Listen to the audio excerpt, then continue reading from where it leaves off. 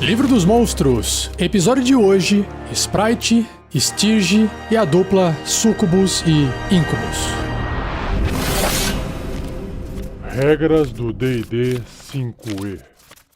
Uma produção RPG Next.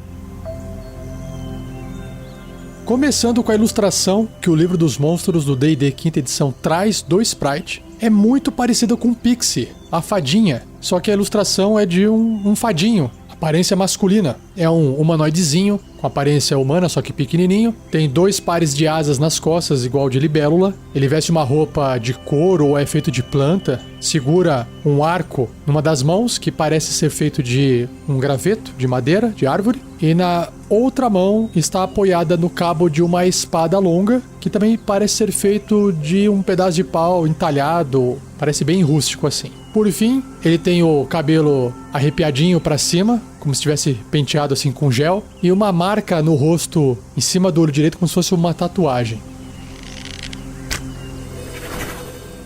Sprite. Em bosques secretos e vales protegidos, estão os diminutos sprites com suas asas de libélula batendo. Apesar de todo o seu esplendor feérico, no entanto, falta nos sprites cordialidade e compaixão. Eles são guerreiros agressivos e durões, tomando medidas severas para afastar estranhos de seus lares. Invasores que chegarem muito perto terão seu caráter moral julgado, então serão postos para dormir ou afugentados. Protetores da floresta. Os sprites constroem pequenas vilas nos galhos de árvores e de entes dispostas, em clareiras verdejantes iluminadas por musgos, flores silvestres e cogumelos. A natureza selvagem prospera e os sprites não permitem invasores. Quando intrusos são visitados, os sprites desviam-nos com barulhos ameaçadores dos arbustos e estalos de galhos distantes. As criaturas tolas o bastante para perseguirem na invasão do território dos sprites são atingidas com flechas envenenadas e induzidas a um sono entorpecente. Enquanto eles estiverem adormecidos, os sprites escapam, recuando para áreas ainda mais reclusas da floresta.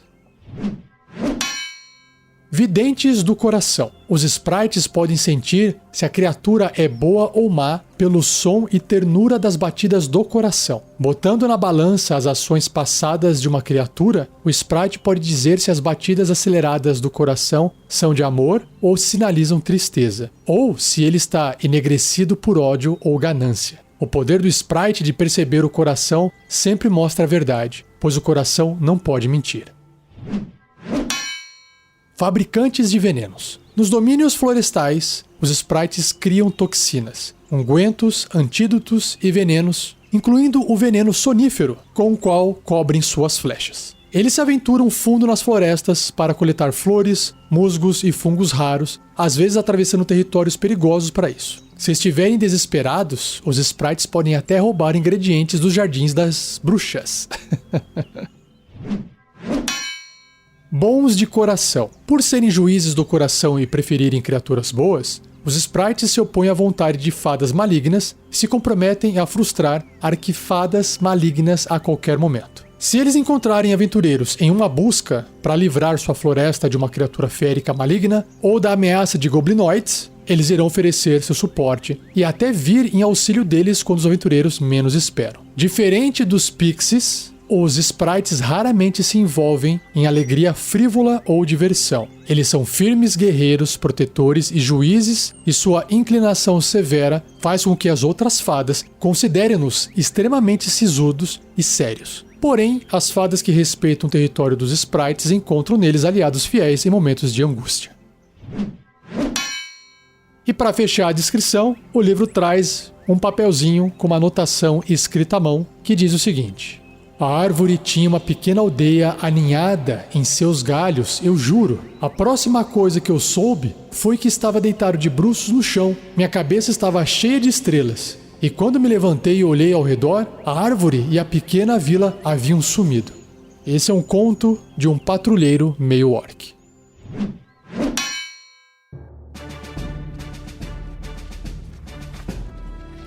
Bloco de estatísticas do Sprite. É uma fada miúda, neutro e bom. Sua classe de armadura é 15, uma armadura de couro. Pontos de vida, 2.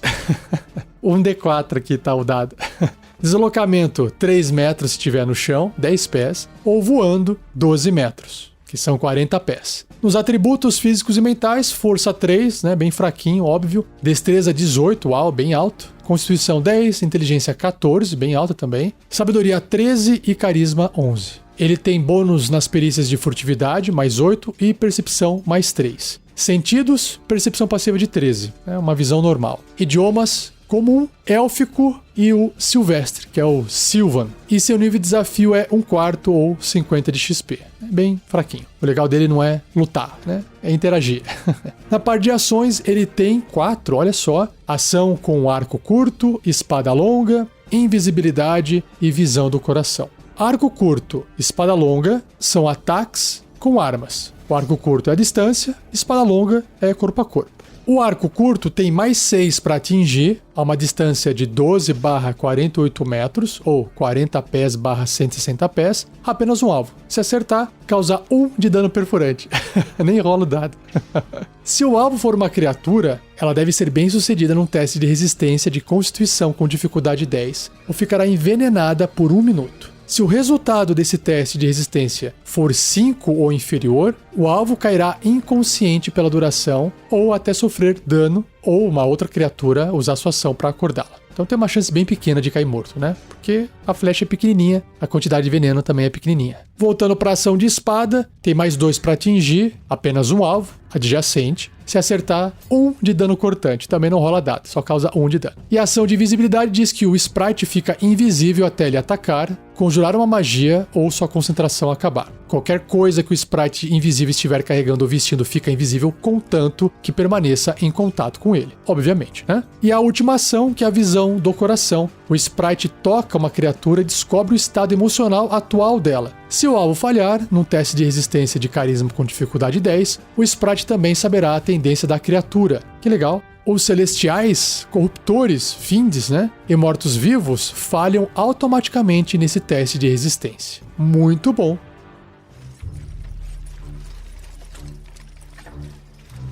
Ideia de aventura. Eu imagino os aventureiros terem sido presos, não todos, pelo menos um deles ter sido acusado de algum crime em algum local, que inclusive pode ser legal assim, eles fizeram nada demais, mas olharam torto ou, sei lá, cantaram a garçonete ou o garçonete de uma taverna, qualquer coisa que eles tenham feito de fora do normal porque é uma vilazinha conservadora e eles podem ser acusados de um crime e aí serem presos e ir para julgamento. Nesse julgamento, o juiz ou alguém que esteja ali conduzindo o procedimento traz uma gaiolinha, uma criatura alada pequenininha voando, humanoide, com asa de libélula, um sprite. E aí quem está sendo julgado é obrigado a colocar a mão ali dentro dessa gaiola. Eu acho que no começo vai causar uma estranheza, porque vai parecer que, sei lá, o que a criatura vai fazer? Será que vai morder? Ela não vai estar armada, obviamente, né? Mas claramente ela é uma criatura ali escrava, né? Tem inteligência 14. Ela tem total consciência do que está acontecendo com ela. Pode ser que o sprite não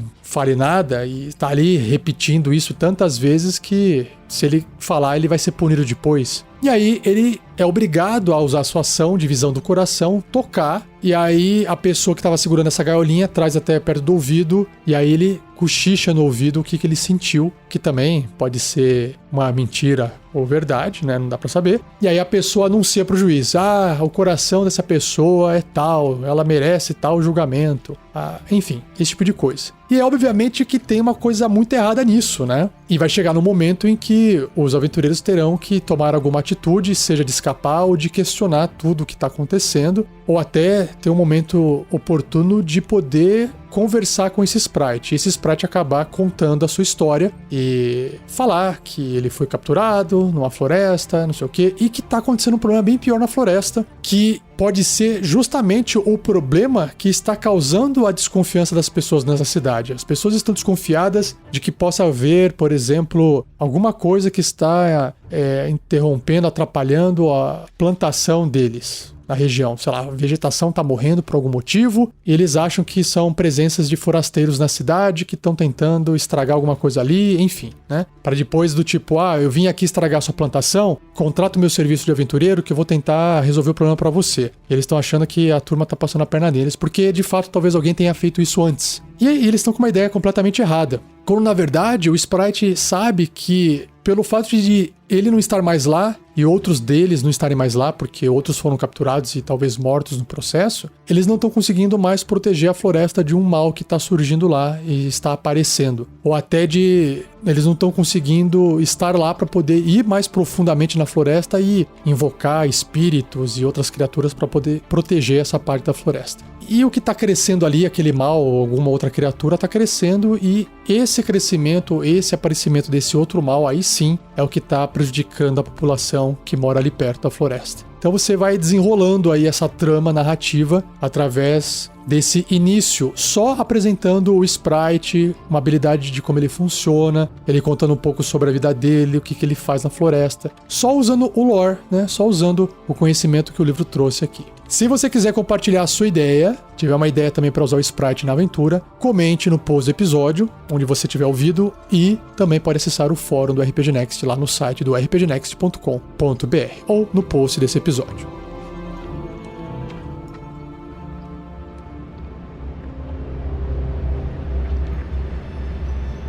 Stygia. A ilustração do Stygia lembra aquele...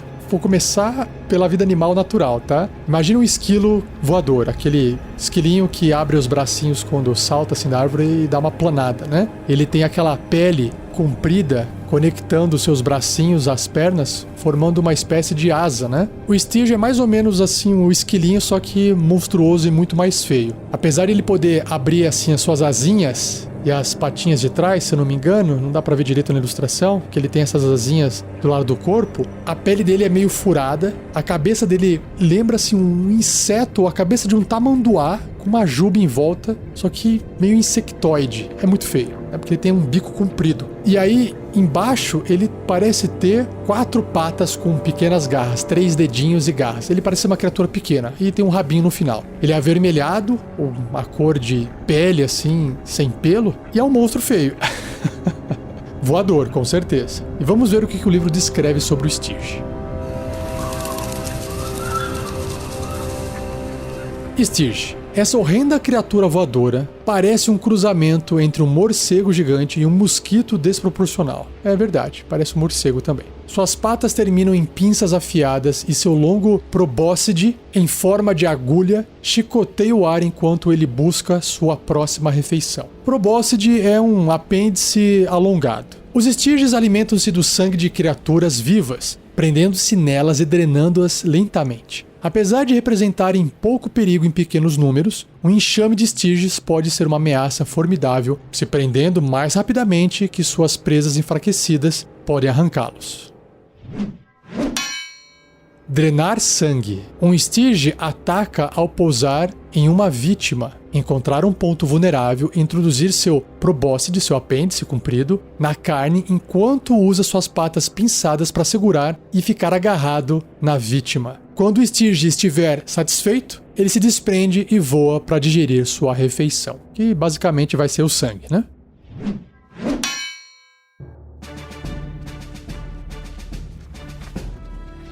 Bloco de estatísticas do Stygia, ele é uma besta miúda, de alinhamento ou tendência imparcial, underline. Ele tem uma classe armadura 14, uma armadura natural, 2 pontos de vida apenas, deslocamento 3 metros se estiver no chão, 10 pés, ou voando 40 pés, 12 metros. Ele tem atributos força 4, bem fraquinho, destreza 16, bem ágil, constituição 11 na média, inteligência 2, né, ele é uma besta, sabedoria 8 e carisma 6. Sentidos, visão no escuro de 18 metros, 60 pés, e percepção passiva de 9. Idiomas nenhum, e seu nível de desafio é 1/8, caramba, é o menor que tem, 25 pontos de experiência. Em ações ele tem apenas uma, que é drenar sangue. É um ataque corpo a corpo com arma, mais 5 para atingir, apesar de ele ter esse nível de desafio bem baixo, mais 5 para atingir, um bom número. Alcance adjacente, né, 1,5 m, uma criatura. Se acertar, ele vai causar 5 ou 1d4 mais 3 de dano perfurante, um bom dano também, para uma criatura tão pequena, né? E o Stygia se prende ao alvo.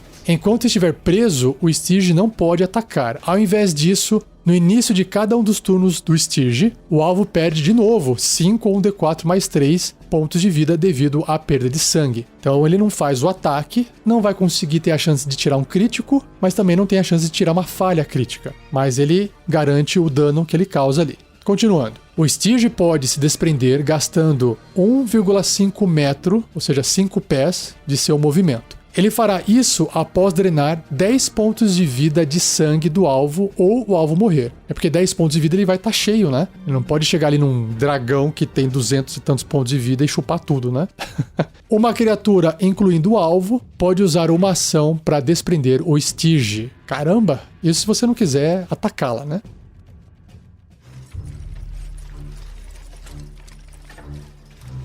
Ideia de aventura. Bom, como vocês puderam perceber, o Stygia é super rápido, simples, pequena descrição, um bloco de estatística bem pequenininho, uma criatura que não tem muito contexto para se sustentar uma aventura inteira, né? A não ser que você incremente mais. Então, vamos imaginar uma sociedade, um grupo de criaturas que mora numa região mais inóspita, tipo colinas, dentro de montanhas, que tem aberturas para o exterior em locais mais secos, mais áridos, mais afastados, que não tem muita diversidade de fauna e flora. E essas criaturas dependem de comer os Stygies. E aí pode ser que essa sociedade de algum tipo de criatura que você pode imaginar, sei lá, será que são meio orcs, será que são gnomos, será que são anões, será que são outros tipos de humanoides ou até humanos mais selvagens? Enfim, o pessoal começa a descobrir que, apesar de eles gostarem de comer os Stygies, se esses Stygies chupam o sangue de outras criaturas, comer esses Stygies com sangue dentro, tipo um chucrute, é muito mais gostoso e nutritivo. E é claro, se os Stygies vivem ali na região, eles se alimentam, mas não deve ter o suficiente para todos.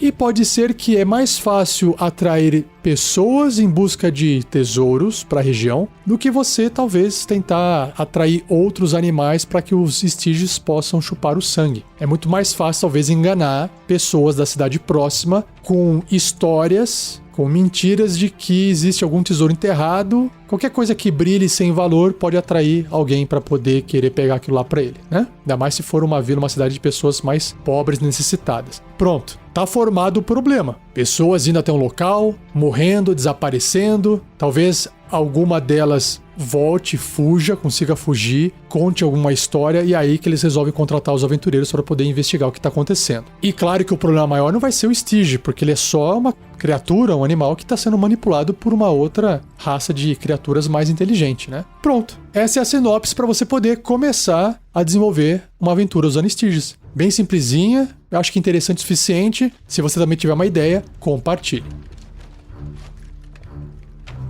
Seja você também um guerreiro ou uma guerreira do bem. Para saber mais, acesse padrim.com.br/rpgnext ou picpay.me/rpgnext.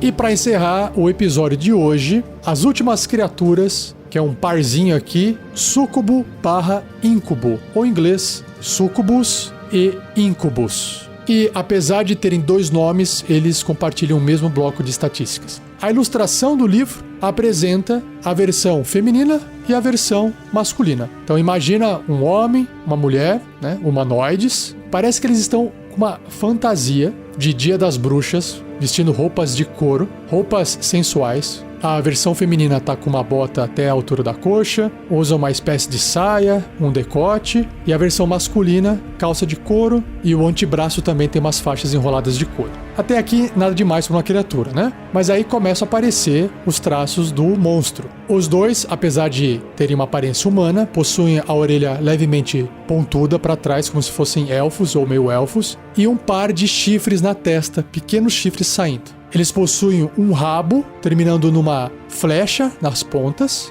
e, claro, o que mais chama atenção, um par de asas demoníaco.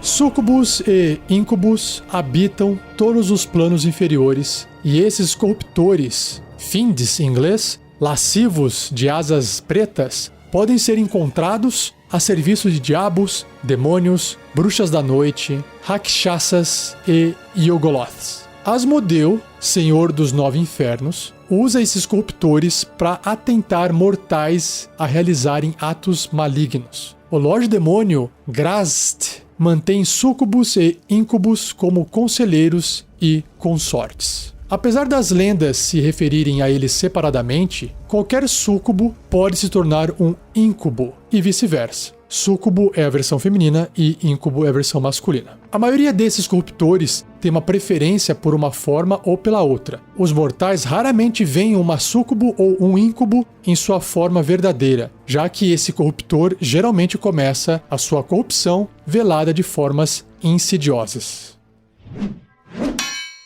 Corruptores belos. Uma súcubo ou um íncubo primeiramente aparece em uma forma etérea, passando através de paredes como um fantasma espreitando próximo da cabeceira da cama de um mortal e sussurrando prazeres proibidos. As vítimas adormecidas são tentadas a sucumbirem aos seus desejos obscuros, quebrar tabus e alimentar apetites proibidos. Conforme o corruptor preenche os sonhos da vítima com imagens pervertidas, ela se torna mais suscetível à tentação na sua vida cotidiana. Inevitavelmente, o corruptor entra no reino mortal em uma forma tentadora para influenciar diretamente as ações de uma criatura, aparecendo disfarçado como um humanoide que já tenha aparecido anteriormente nos sonhos da vítima. A súcubo ou o íncubo seduz ou faz amizade com a vítima, entregando todos os desejos dela para que a vítima realize atos de maldade por sua própria vontade. Olha só. Um mortal lega sua alma para o corruptor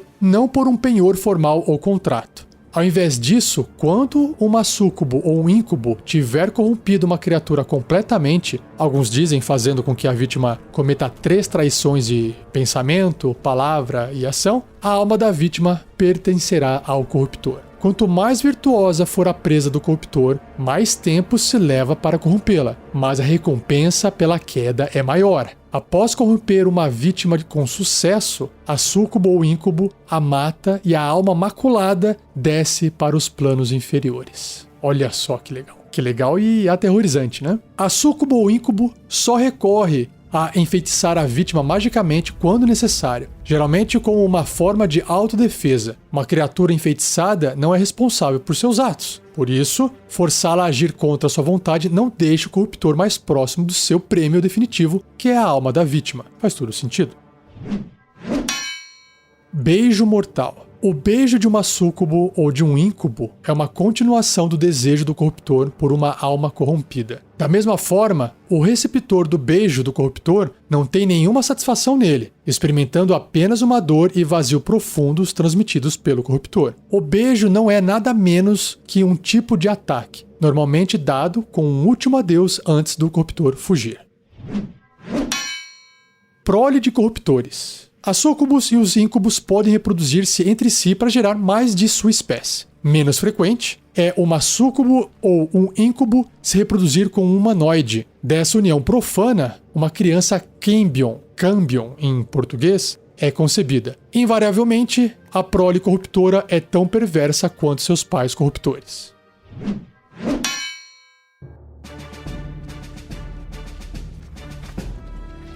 Bloco de estatísticas do súcubo/íncubo. Eles são corruptores médio, com a tag metamorfo, de alinhamento ou tendência neutro e mal. Classe armadura 15, uma armadura natural. Pontos de vida 66, bons pontos de vida. Deslocamento 9 metros, 30 pés. E voo 18 metros, o dobro, 30 pés. Em atributos físicos e mentais, força 8, pouquinho abaixo da média de um ser humano, né? Destreza 17, bem alta. Constituição 13, inteligência 15, uau! Sabedoria 12 e carisma 20, né? Para poder seduzir a vítima, né? Nesse caso, o carisma tem essa função mesmo. Em perícias tem enganação mais 9, furtividade mais 7, intuição mais 5, percepção mais 5 e, claro, persuasão mais 9. Resistência a dano elétrico, fogo, frio, veneno e contusão cortante perfurante de ataques não mágicos. Sentidos, visão no escuro de 18 metros, 60 pés e percepção passiva de 15. Idiomas tem abissal, comum, infernal e ainda a telepatia de 18 metros, 60 pés. Caramba, muito forte. Seu nível de desafio é 4 ou 1.100 pontos de experiência. Na parte de traços existem 2. o elo telepático e metamorfo. No elo telepático, o corruptor ignora a restrição de alcance de sua telepatia quando estiver se comunicando com uma criatura que ele tem enfeitiçado. Uau! Ambos precisam estar no mesmo plano de existência. Faz todo sentido. Senão é uma apelação sem tamanho, né? E o metamorfo, o corruptor pode usar a sua ação para se metamorfosear em um humanoide pequeno ou médio, ou voltar para sua forma verdadeira. Sem asas, o corruptor perde seu deslocamento de voo. Além disso, do seu tamanho e deslocamento, suas estatísticas são as mesmas em cada forma. Qualquer equipamento que ele esteja vestindo ou carregando não é transformado. Ele reverte a sua forma verdadeira se morrer. E por fim, as ações são 4 ações. A garra, apenas se ele estiver na forma de corruptor. Enfeitiçar, que é o que vai permitir ele manter o elo telepático, né?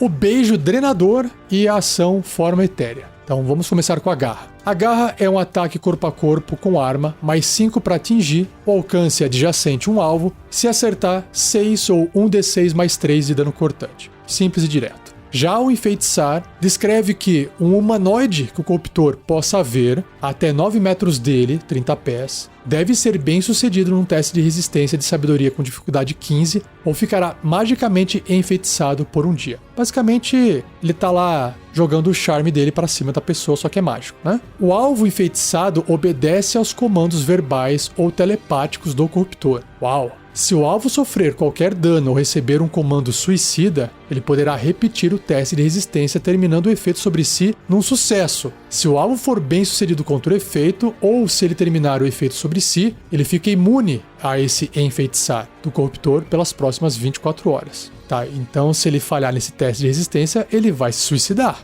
Uau! O corruptor pode ter apenas um alvo enfeitiçado por vez. Se ele enfeitiçar outro, o efeito do alvo anterior acaba. Lembrando pela descrição que a intenção do súcubo e do íncubo é só matar o seu alvo depois que ele puder pegar a sua alma maligna, né? Que ele conseguiu trazer a criatura para o fundo do poço. Próxima ação, beijo drenador. O corruptor beija uma criatura enfeitiçada por ele ou uma criatura voluntária. O alvo deve realizar um teste de resistência de constituição com dificuldade 15 contra essa mágica, sofrendo 32, 5d10 mais 5 de dano psíquico se fracassar nesse teste de resistência, ou metade do dano se tiver sucesso. O máximo de pontos de vida do alvo é reduzido num valor igual ao dano sofrido. Nossa! Essa redução dura até o alvo terminar um descanso longo. O alvo morre se esse efeito reduzir o seu máximo de pontos de vida a 0. Nossa, por isso que chama beijo drenador. E a última ação, a forma etérea. O corruptor, magicamente, entra no plano etéreo a partir do plano material ou vice-versa. Nossa, então para ele escapar é 2 palitos.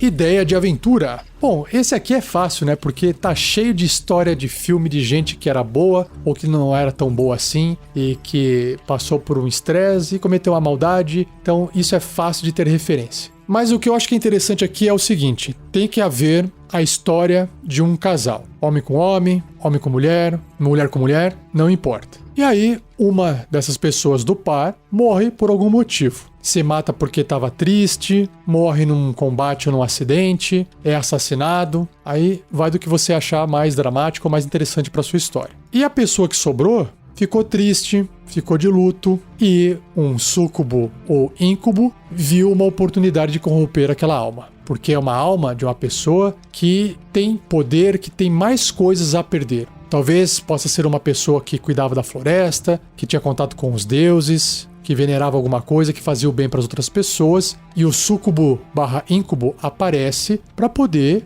seduzir essa pessoa, fazer essa pessoa esquecer, ajudar a pessoa no processo de esquecimento, porque aquela pessoa está sofrendo muito com a perda do seu amado, da sua amada. E é claro que o súcubo e íncubo tem o poder de enfeitiçar e fica fácil de fazer a pessoa esquecer, entre aspas, né? E isso pode gerar até algumas desconfianças das pessoas em volta, dos outros familiares. Ué, como é que essa pessoa esqueceu tão rápido assim, né? E aí começa as histórias bizarras. O súcubo/íncubo tá fazendo de tudo para poder convencer aquela pessoa de que o seu amado, sua amada morreu de uma forma e era culpa de alguma coisa que ela ajudava em vida. Então, eu ajudava aqui, sei lá, as pessoas mais pobres dessa região e quando na verdade foi culpa delas porque elas fizeram alguma coisa durante um dia, um evento, porque elas são, sei lá, religiosas, ou elas têm uma cultura diferente, e por causa daquele movimento deixou outras criaturas irritadas em algum outro lugar, que gerou um efeito em cascata que foi matar o amado ou a amada dela. Sabe, toda essa conspiração, aí você pode viajar à vontade, né? Que hoje em dia, pra você se inspirar nisso, é fácil. E aí, o súcubo ou íncubo quer fazer essa pessoa acreditar que aquelas outras pessoas, que na verdade não tem nada a ver com a história, foram de certa forma culpadas pela morte do seu amado ou sua amada. E aí ela acaba cometendo ou indo cometer um ato maligno de matar, sacrificar, se vingar, e é isso que a súcubo ou o íncubo está planejando e desejando. E eu acho que os aventureiros, eles podem ou chegar no meio dessa história, ou você pensa a história já no momento desgraçado, sabe? Bem desgraçado, a pessoa cometendo ali o crime, vamos chamar assim, né? Ou não, ou antes, porque talvez os aventureiros possam intervir a ponto de encarar e enfrentar essa súcubo/íncubo e acabar espantando ou lutando contra, e aí ter o conflito, né, do sistema ali, do combate e tal. Inclusive, essa história pode pertencer até ao passado de algum dos aventureiros. E você faz uma sessão, uma aventura, uma partida de nível 0, vamos chamar assim, né? Pra você poder justificar os aventureiros se reunirem e virarem um grupo de aventureiros. Então, de repente, você pega só o histórico de um personagem ali do grupo e fala, deixa eu pegar isso aqui e vou desenvolver. A gente faz uma história de nível 0. O guerreiro não é guerreiro ainda, ele tá virando guerreiro. O feiticeiro ainda nem se descobriu feiticeiro. Ele só é uma pessoa normal e um dia ele vai fazer uma magia lá de forma espontânea.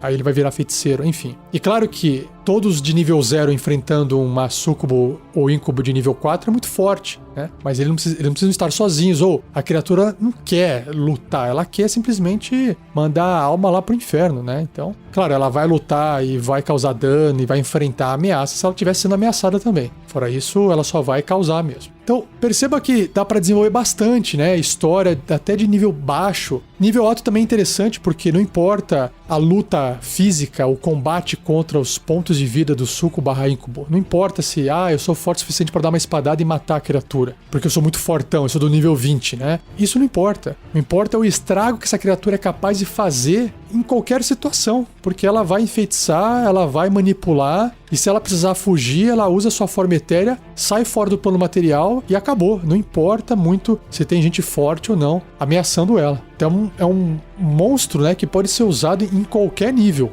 em qualquer tipo de história. Achei muito legal, muito bom. Então já sabe, se tiver uma ideia, compartilhe, beleza?